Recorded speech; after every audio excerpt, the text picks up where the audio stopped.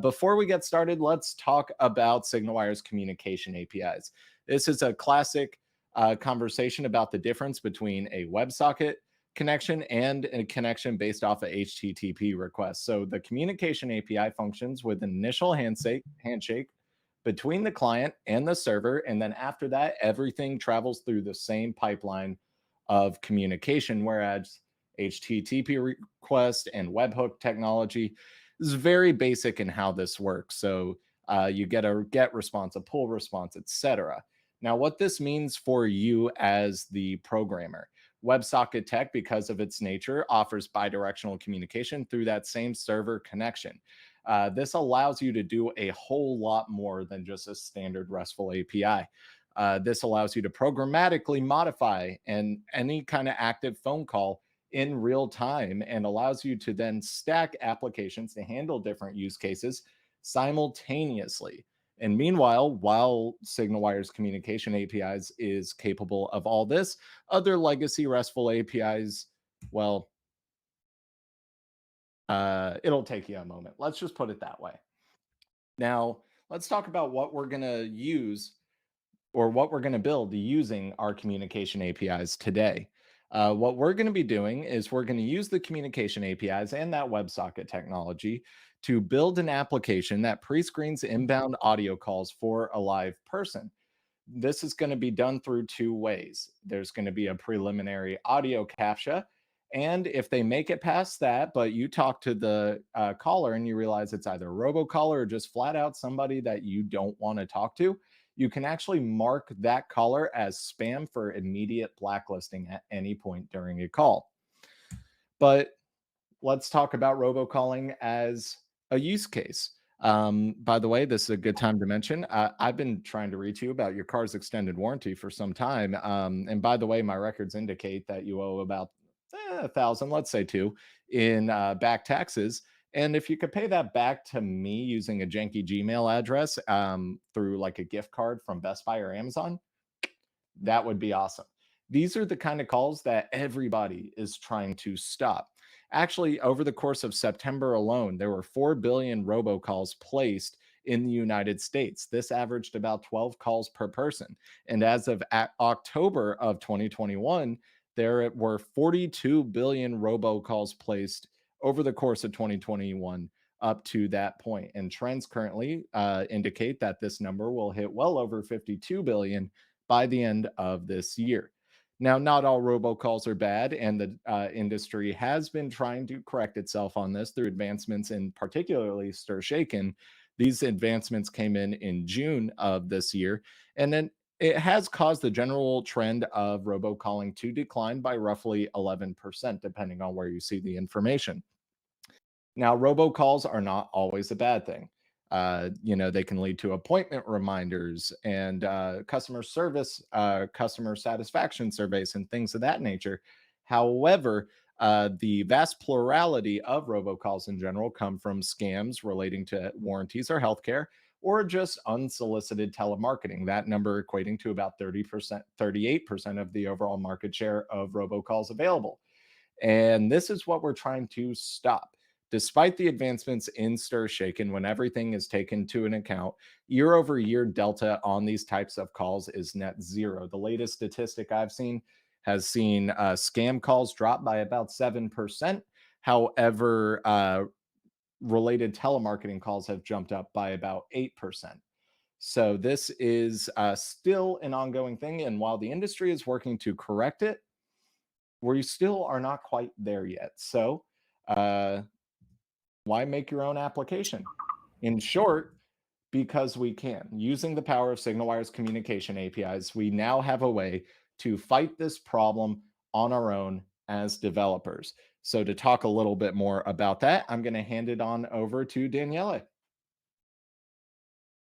Hey all, so what we're going to do today is see how simple it is to implement a spam filter for calls. And what you're seeing here on my screen is the code of the application I'll show you how to build. But before doing that, I want to show you, I want to give you some additional idea of what we are going to build in practice. So let's say that you have a phone number, could be your company phone number, your personal phone number, and you want to receive calls to these phone numbers, want to publish it on the internet, for example, because you want to protect it from unwanted calls. Okay, so what you can do is you can acquire a number which is associated, which is handled by SignalWire, and you give that number to people instead of your own real number. And when a caller calls this number, SignalWire will relay this request to a server that you own with an application that you write and over which you have full control. Okay, so what you can do after SignalWire gives you control of the call is, well, you can, for example, decide whether to answer or not the phone call, or you can decide to put audio into the call, or to establish a connection with another phone. And that's exactly what we will do if server we determine that the call is legit. So in this case, we will establish a connection here between the caller and your phone. And I mean, this connection which is established has a latency which is extremely low. So this is basically what we are going to build. And I'll show you now a demo of this process. What I'm going to do now, I'm going to call a number which is handled by SignalWire. And this application will basically ask the caller to solve a CAPTCHA, an audio CAPTCHA. The first time I will get it wrong. I will try it again the second time. And when I get it right, I will be connected to my real phone number. Okay, so let's try this. Let's start the application here. Okay. Now I will place the call. You will see information popping up in the console. Hello. Here. To complete your call, please verify you are human by dialing or speaking the answer to this simple question. What is 0 plus 8? 1.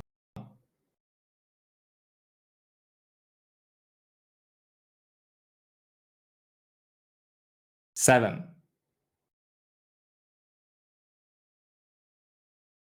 Well, some audio issues here. That is wrong. Okay. You're probably a robot. That's okay. I am a robot too. I will give you 2 more tries. What is 6 plus 6? 12. That is correct. You are probably a human. Enjoy your call. Okay, and now my phone will start ringing in a moment because the server is going to establish this connection here. So you can see here that it's now ringing. Okay, let's hang up here. So you get basically full control of the call. Okay. Let's see then how we can build an application like this. Here's the code. So I will write the code here in this event, but you will receive after the full code in a nice repository that you can take and run. You just need, as Brett was saying before, your credentials that you can get by signing up with SignalWire. You get some free credit, so it's always nice. Okay, so you can see here that on the left, we have 4 files. So this application is divided in 4 files just for, I mean, it's easier so that it's easier to understand. We have an index.js file, which is the entry point, and it's .js because it's JavaScript. It's running on a Node.js server. Then we have the captcha.js, which is the file that contains the code for making this audio captcha that I've showed you. There is transfer.js, which is the file which contains the functions to to transfer the call to the real phone number. And finally, there is Lenny.js. So Lenny is a robot. The robot, basically, it's a series of audio files with the voice of an old man saying always the same things on repeat. Stuff like, sorry, can you repeat? I didn't quite catch that. Yes, and meaningless stuff like that, which is general enough to be to make sense in a lot of conditions. And this usually tricks telemarketers, for example, spammers, usually, to keep a conversation going until they realize they've been tricked, basically. So we're going to start from index.js. This application is organized as a state machine, and a state machine is a computational concept that, to simplify, it involves a series of states and transitions. So in this application, we have 5 states. We start from the start state, and we can transition to the hang up state if, for example, who is calling is not a legitimate phone number, but is a spammer. So we can decide to hang up on them directly. Another option that we have seen in the initial demo, we can, from the start state, we can go to the captcha state, which allows our application to understand whether we are talking to a robot or a real person. There's a transfer state, which we can reach to connect the incoming call, to a real phone number. And then finally, there is a Lenny state, when we decide that we want to, we are dealing with a human spammer, let's say, and we want to send them speak to Lenny for as long as possible. And this is just for fun. I mean, in real application, you wouldn't do that because it costs you money, of course, but it's just for fun and to show some peculiar characteristics of our technology. And okay, another interesting thing is that while you're in the transfer state, so you are speaking with the caller, you can dynamically decide to send the caller to Lenny, as you can see from this arrow here. Okay, so we can go to index.js, which is the entry point. And as I said before, don't worry, you will receive the whole code of this application. So what you need to do, basically, to get started, you need to import the SignalWire library. It allows you to control phone calls, for example. And at the bottom of the file here, what we do is we initialize a new relay consumer, and we run this consumer. Now, what this consumer will do, it will listen for incoming phone calls on a number that you have, that SignalWire is handling. Okay, and whenever a phone call arrives on this number, there is this event handler here, which is called onIncomingCall. And so this relay consumer will execute this function. This is a function that I wrote, which will handle the call. Okay, so for each incoming call, this function will run. Let's see how this function is made. We are in a start state, and so as you see here, this is the function, and we get as a parameter a call object on which we can call methods on. Okay. So the first thing that we want to do is answering the call. And to answer the call, we can just call a method, pun not intended, on this object. So since this is an asynchronous call, we will put a wait here, and we will just do call.answer. As soon as we do this, the incoming call will be, we will pick it up. Okay. And then let's say that we want to start recording the call as soon as it starts. Is easy. So we can just say, for example, const record action equal await call dot, as usual, a method on our object, record async because it will keep recording while the call is in progress. And you can pass some parameters here, for example, whether you want to record both directions and stuff like that. And after that, you get a URL here of your recording that you can get with recordaction.url. So yeah, you can record a call in a quite simple way. Now we're going to do something that spammers never do. We're going to stay silent. So we play like 1 second of silence before starting for example, the speech that announces the CAPTCHA to the user.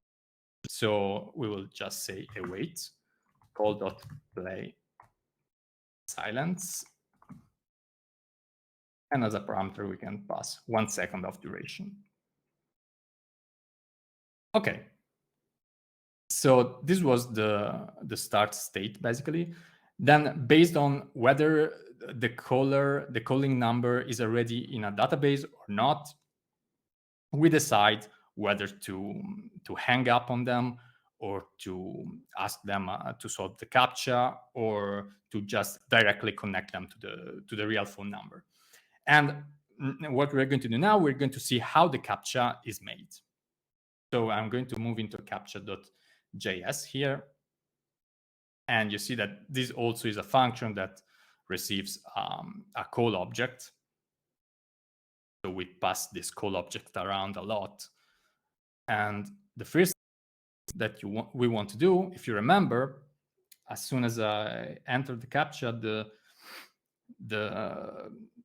I heard a message which said, hello, to complete your call and stuff like that. So I need to play a message here to the caller, and I can do that using a method. Again, I can do await call.play TTS, which stands for text to speech, and I can pass some parameters here and pass really a lot of parameters. You can choose the voice that you want, but I'm just going to pass some text.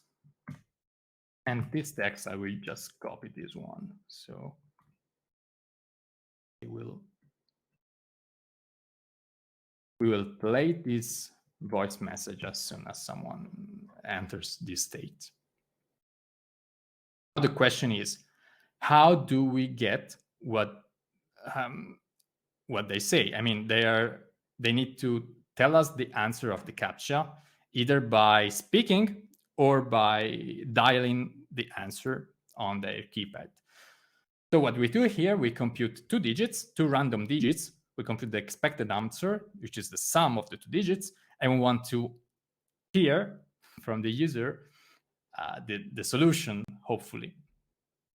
We do that with a method again, which is called prompt TTS, which is again text to speech. So we are using this method to prompt to speak an answer and then to listen for a response.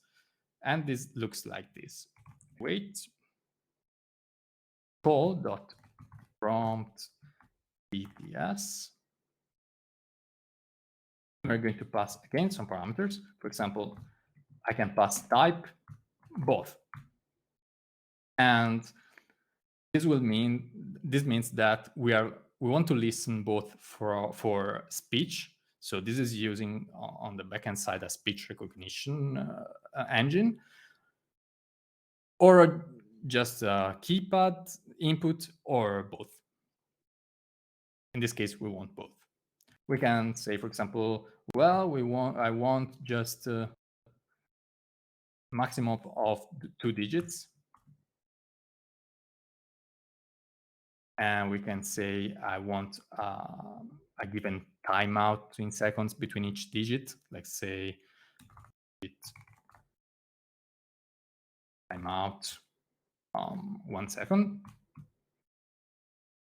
And additional stuff, I'll just copy paste something here. So let's say there's some stuff here like how much silence we want to wait before deciding that the input has handed, some speech hints that are useful for helping the speech recognition engine understand the answer. And then finally, the text of the question, which is what is digit 1 plus digit 2? And then here there is some code which checks the answer, whether the answer is correct.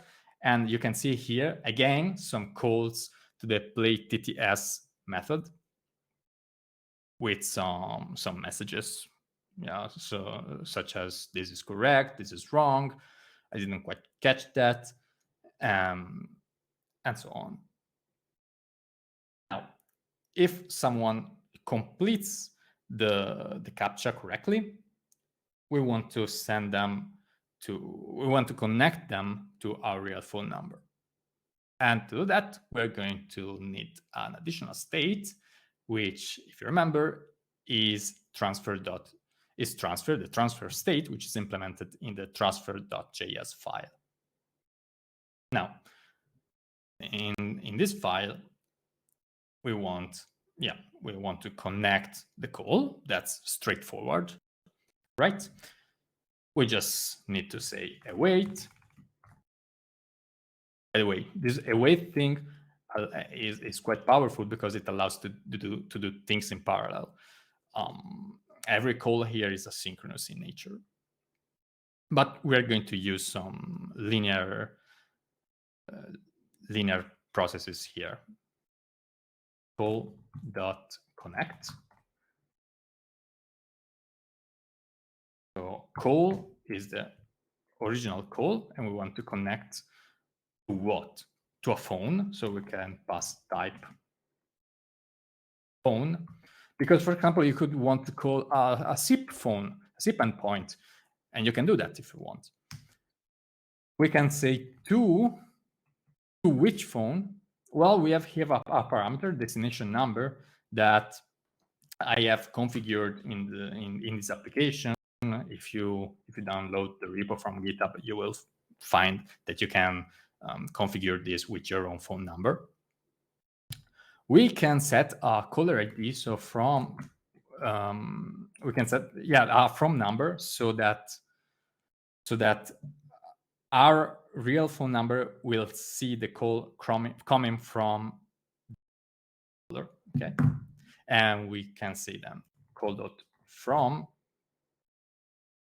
and let's also pass a timeout. So if we don't answer within this 30 seconds, let's say, we just hang up. And now we assign this to this dial variable, which is an object that gives us access to the inner call, because now we have two calls running at the same time. It's like the second call is nested into the first one. And this is quite powerful, because what we can do now, well, because we are still in control of both calls. Okay, so what we can do is we may want to decide, okay, I'm receiving a call to this phone number, which is mine, but I realized that I talk to who is calling me. Maybe it is a scammer. And then I may want to press some special code on my keypad to hang up on this person, or to send them speak to Lenny just for fun.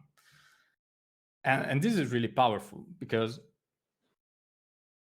you don't have to give up control on the previous call. You can control both at the same time. And how do we do that? How do we detect while we're speaking, whether I decide to press, for example, star star. Let's say that if I press double star, I want to do something. I want to disconnect this call and to remember that I'm talking to someone with I don't want to speak with. I can go here and use some method call on the inner call, the nested one. I can say dial.call. Dial is this variable here we got from the connect method. So dial.call.detect. And I will pass some parameters. Let's say that I want to detect some special type of stuff, digits. And I don't really want a timeout because I want this to run indefinitely. So I will pass 0 as timeout. Now, if I do that, if I call this method here, what happens is that this will generate some events. And I have here an handler for detect.update event, which is triggered whenever there is an update. For example, whenever I press some number on the keypad. And if I detect that the user presses star star, I just do something. I just, in this case, I mark this caller as a scammer. And what I do next, as you can see here, I will hang up the nested call. So as soon as I press hang up, the nested call, which is the one that connects to this phone number here, my own, will hang up. But the other one is still active. And we can decide what to do with that. And what we do with that one is we send it to Lenny. So now, I don't know whether you have experience with Lenny. There are several videos on YouTube showing spammers and scammers speaking with Lenny for usually 10 minutes, but even more, without realizing that they're actually talking to a series of audio files which always run in the same order in a loop, which is you can call it a bot if you want, but it's a very stupid thing actually. And in fact, you can see here a list of files which are really the mind of Lenny. Okay, and I'm going to show you how Lenny is made, and it's really simple. I mean, we just do a loop over these files, and for each iteration, what we do is we play the audio of Lenny. For example, Lenny, the first thing he does is pick up the phone and saying hello. And then we will, after the audio played, we will wait for an answer, some speech from the other end. We don't really care about the speech. We discard it anyway, but just to feel the person feel heard, make the person feel heard. And then we play the next audio file, and so on and so forth. Okay, so we can see here that we play some audio. Again, using a method in this call object. We just do call.playAudio, and we pass some URL, some volume, and then we prompt. We use the prompt method. We want some speech. This is similar to the prompt TTS method that we have seen before. But this, instead of text to speech, this just plays some audio. In this case, we are just playing some background noise audio to make it feel like a real phone interaction, okay, with some static noise underneath. And this is it, basically. So this is Lenny. This is Lenny, and the application is completed. What I will do now is I'm going to show you a demo, a final demo, in which I will call again my number, And you will see that I won't have to solve a CAPTCHA because the application remembers that last time I called, the application remembers that I did solve the CAPTCHA previously correctly. So the application will just immediately connect me to my phone number. But I will show you that I can, during the call, press star to hang up here, and the caller will hear Lenny. So let's try it. I'm going to start the application.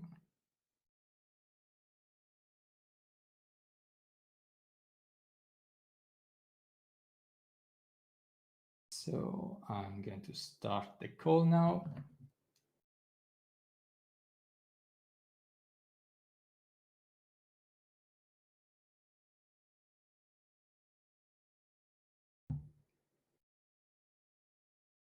Yeah, I'm calling from a tablet, which is getting too slow. Give me 1 second. So while Daniele is working on getting that demo up and running, just as a friendly reminder, the slide deck will be made available to you at the end of the presentation. And in that slide deck, there's a link to create a SignalWire space. Just as a reminder, you will need that SignalWire space to handle this application or any other use cases you might find through voice, SMS, fax, or video. And we also need that SignalWire space to be able to credit those accounts, appropriately. But Daniele, is it okay if we go ahead and start taking some questions while we wait? Yeah, definitely. All righty. So go ahead and start taking some questions. You can post them in the chat, or you can also raise your hand using the little hand icon at the bottom, and we will bring you up. So let's see here.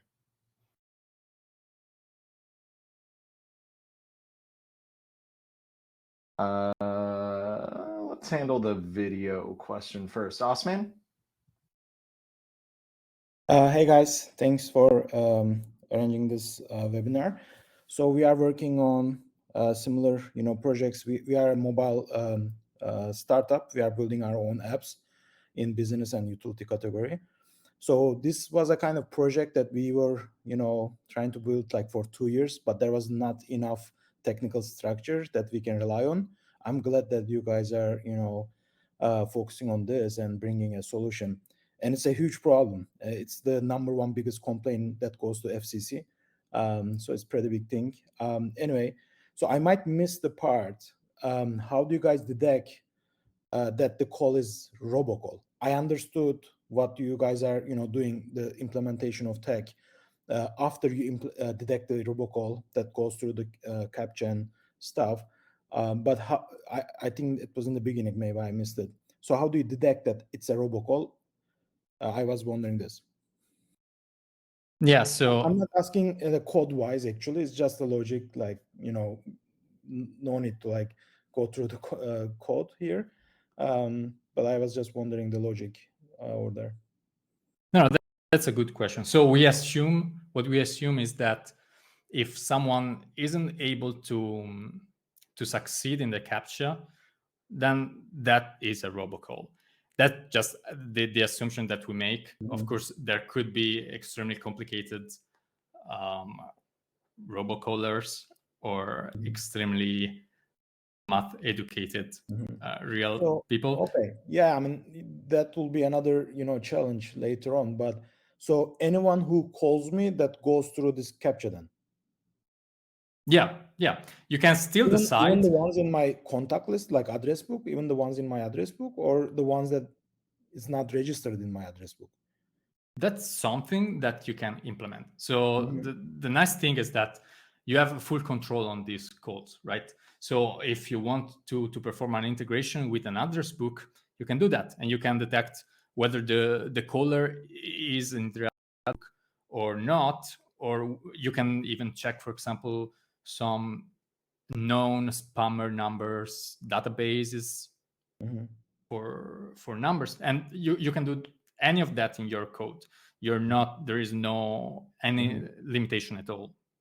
Okay, do you guys have, like, sorry, I'm asking a couple more questions, but do you guys have any, like, database that you maintain that list of that consists, includes the list of this spammers, known spammers number?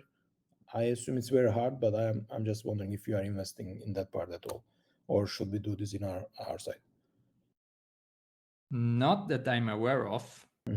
Might I step in? Sure. Oh, sure. So answer a couple of questions. Yeah, it's interesting. So at the database level, there's plenty of products you can work with that will provide a database as an API. And that's what we look at too when determining if something is going on. We don't maintain our own database just because there's other companies doing that, but they have been doing that for longer, and it's better to collaborate than just do our own. Another important thing that we're implementing is support for stir shaken, which is a call verification mechanism that's becoming the standard in the telephony industry and allows us and our customers to receive a header that will tell you how trustable the source is for the call. That is, if someone in a phone number generally always states they're coming from somewhere, and we're able to verify through various mechanisms if the number is indeed yours, looking at the IP address where it comes from, especially how it was signed, meaning that there's a signature mechanism introduced to the standard. That's going to be a very important tool of spam fighting and verification, because it allows you to autonomously decide if you trust the level of interaction that a header is presenting. Perfect. Yeah, that's exactly what I'm wondering, because this part of the process is extremely important, as much as eliminating these calls through the captcha, like these robocalls, because detecting part was the part that we put this project away for a while, because there was no really good solution. And there's like obviously RoboKiller, no more about these companies out there for a very long time, so they have a big database and they have their own way of detecting these calls, and that's why they are successful. If at this point, without doing this, like how trustable this number, if we just implement the captcha part, then everybody will even the not robocalls will face this interface, like voice interface. So not super efficient if there is no technology to detect the trustworthy of this call, and do some also like separation based on this is robocall, so show captcha, and this is not robocall, so let them go, type of some improvement, which you guys are already working on. I'm really glad to hear that. Would love to talk later on and see how we can use this technology in one of our apps. Thank you. Thank you. Awesome.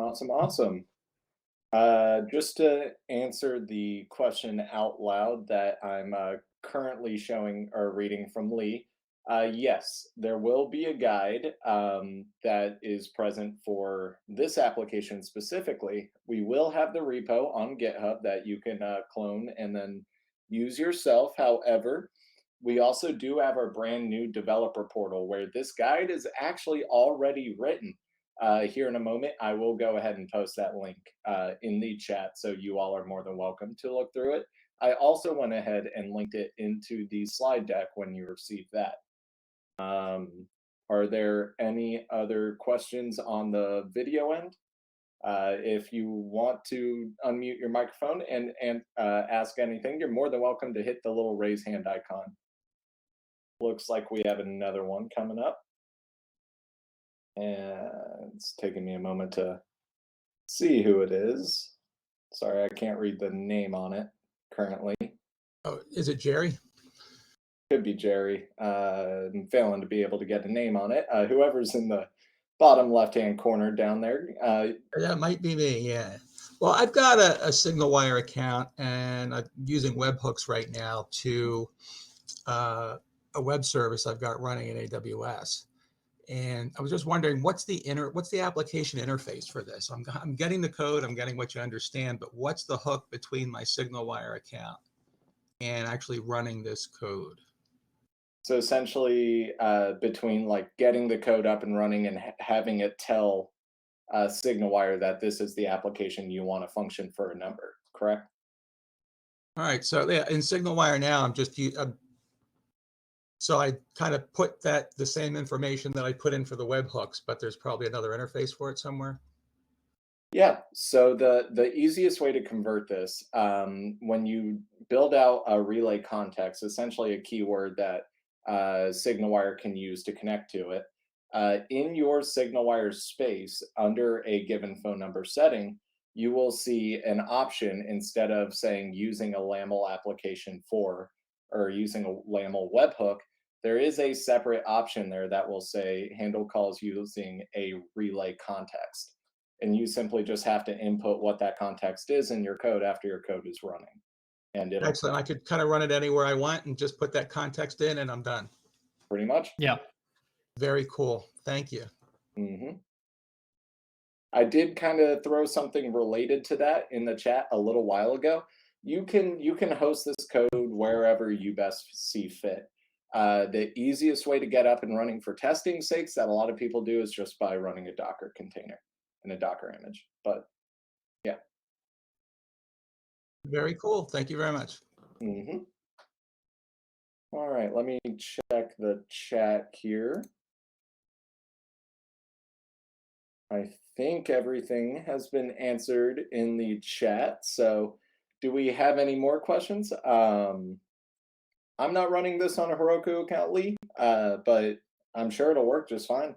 A lot of people within SignalWire, our support team specifically, uses that to test apps all the time.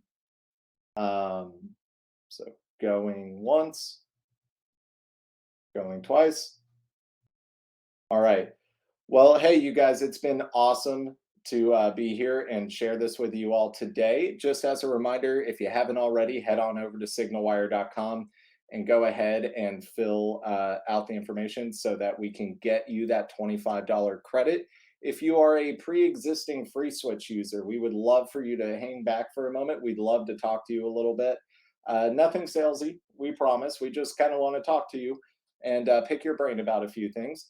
I will be here in a moment posting a link to this guide in our developer portal in the chat. It'll also be made available in the slide deck, but I know it specifically got asked of, so I will go ahead and get that going for the people that wanted that. If you just want to hang out for a moment, I'll go ahead and get that running. Feel free to hang around if you do have any additional questions. We'll be happy to get to you. Until then, though, happy calling, happy messaging, and we will see you guys next time. See you all next time.